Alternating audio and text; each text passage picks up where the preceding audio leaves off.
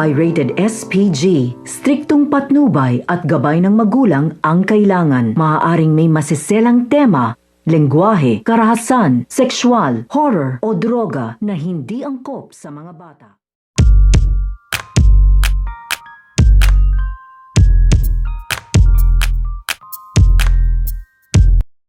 Ang muling pagkikita nito nga si Ali at ito nga si Eloy. Dahil ito nga si Eloy ay sinamahan nga na dito ito nga kanyang kaibigan, nadalawin nga dito ito nga kanyang ama dahil nakakumpay nga ito dito nga sa ospital kung saan nga nagtatrabaho ito nga si Ali. Kaya nga ito nga si Ali at ito nga si Eloy ay muli nga sila ditong pagtatagpuin. At sa kanilang muling pagtatagpo ay malalaman na nga dito nito nga ni Ali na ito ang kanyang nakabangga ay ito nga yun ng loob o nagnakaw dito nga daw sa hotel at dito nga daw kay Tara. Kaya ito nga si Eloy ay dali-dali nga itong tumakas at nagtatakbo at hindi na nga siya dito naabutan nito nga ni Ali. Kaya nga ito nga si Ali sa pagbalik nga niya dito nga sa loob ng ospital ay tinatanong nga siya dito ng kanyang kasamahan kung bakit nga daw ito tumakbo at kung sino nga daw ba dito ang kanyang hinabol. So ito naman si Ali ay sinasabi nga na dito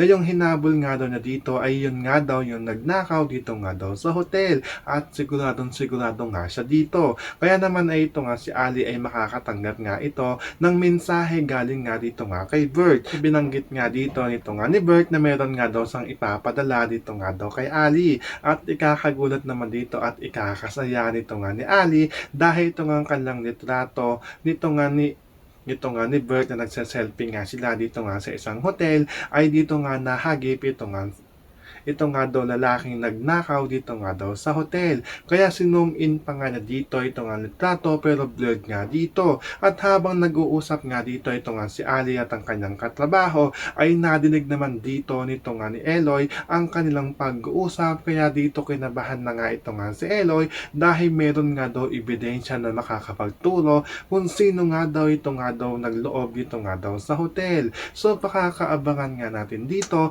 kung paano nga ba seselasyonan nito nga ni si Eloy na meron ngang ebidensyang hawak ito nga si Ali laban nga dito nga sa kanya.